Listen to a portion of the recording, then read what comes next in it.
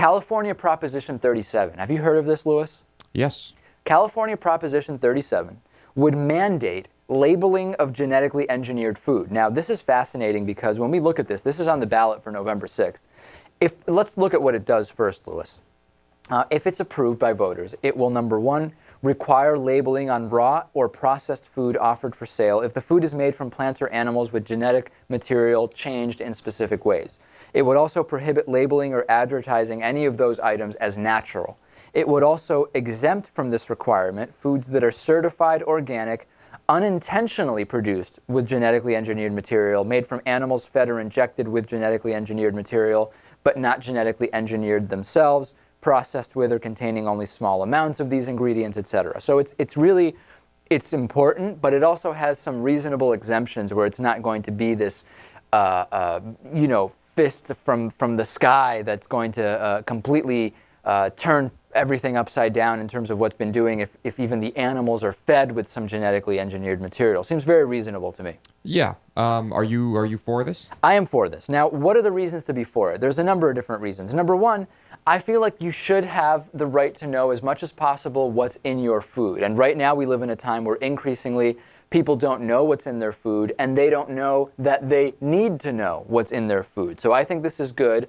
And I know the argument for many would be it's not the government's job to play babysitter with what people are eating. However, I think that this is just a basic level of not a lot of people know about what genetically modified or engineered means, and it's perfectly reasonable that foods that are that should have to say that. Right. Just as we believe you need full transparency in government, you also need it in the ingredients of the food you're buying at the store. And this is not some U.S.-only over-regulation thing. Over 40 countries around the world already require labels for genetically modified foods. The U.S. is not leading the pack on over-regulation. We're actually lagging behind on this. Right. Now, who is opposing this? This is fascinating. Well, of course, the California Republican Party is opposing this.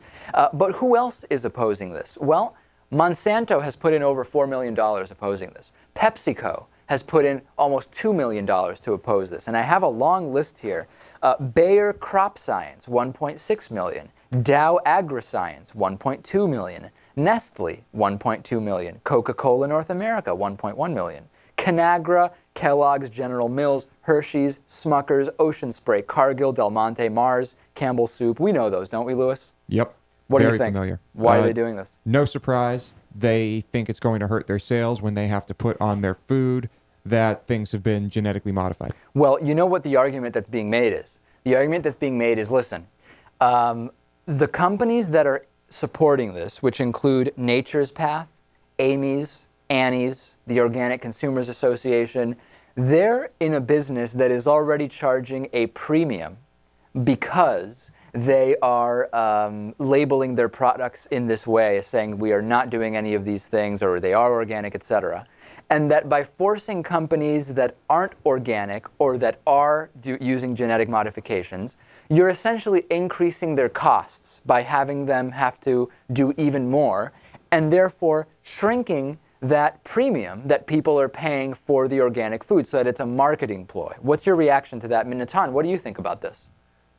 Yeah, I think this is just an ethical issue. I mean, we should never go by what, even if it were bad for the market, for either of the two parties, the ones who grow genetically modified food or the ones that don't. This is an ethical issue. People have to be able to find out without doing a half-hour Google search what's in the food that they eat. It's just a basic level of transparency. I completely agree with that. For me, it should not be relevant. There's just, this is the basic that's needed. If it costs you more, listen, you make a lot of money. The more you make, the more products you have to relabel. That's because you're selling a lot of products. That's okay with me.